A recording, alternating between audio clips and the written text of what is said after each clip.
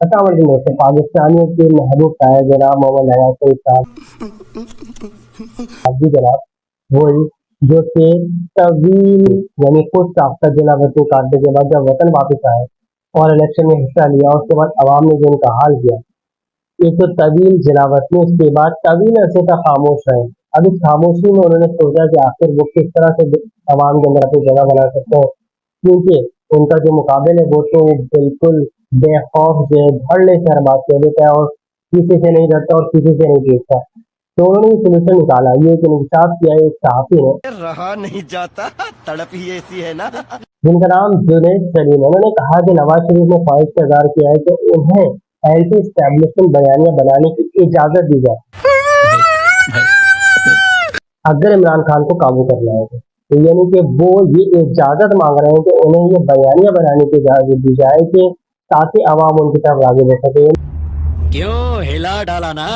मकसद सिर्फ पाकिस्तान की तरक्की या पाकिस्तान को किसी सही सिमत में ले जाना नहीं है, मकसद सिर्फ इमरान खान को हराना और अपनी जगह बनाना है। यानी कि इसको आप आसान अल्फाज में या आम जबान में मंजन कह लें, जो कि वो बेचना चाह रहे हैं और वो उन्होंने ये मंजन इस पूरे अरसे के अंदर दरियाफ्त किया।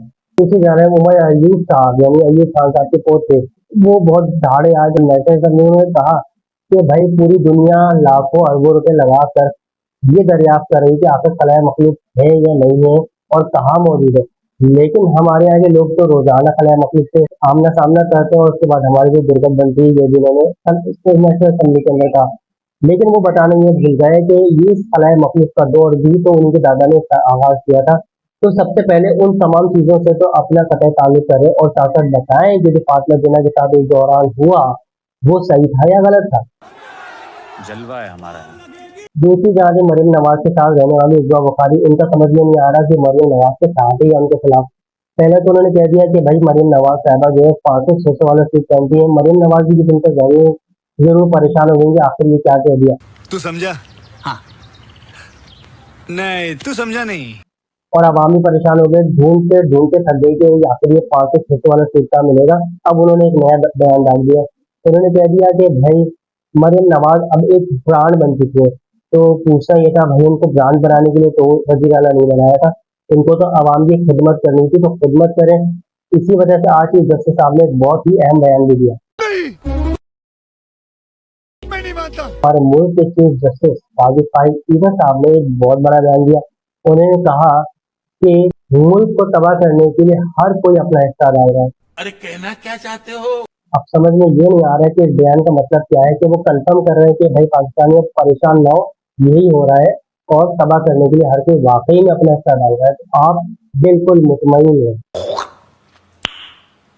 आखिर में कर लेते हैं कुछ संजीदा गुफ्तगू। इमरान खान के नीचे चेयरमैन पीटी इमरान खान ने आज एक गुफ्तगू करते हुए, जो कि उनको अलाउ कर दिया गया है तो उनको पेशी के दौरान वो सहाफियों से गुफ्तगू कर सकते हैं, उन्होंने कहा कि जून और जुलाई में इनसे मुल्क संभाला नहीं जा सकेगा, अवामी मैंडेट के मुताबिक हुकूमत बनानी पड़ेगी और इसके बगैर मुल्क नहीं चल सकता। टाइप पीटीआई ने जेल में साथियों से ये गुफ्तगू की और उन्होंने कहा है कि वो आर्मी चीफ के सिलसिले में खत लिखेंगे।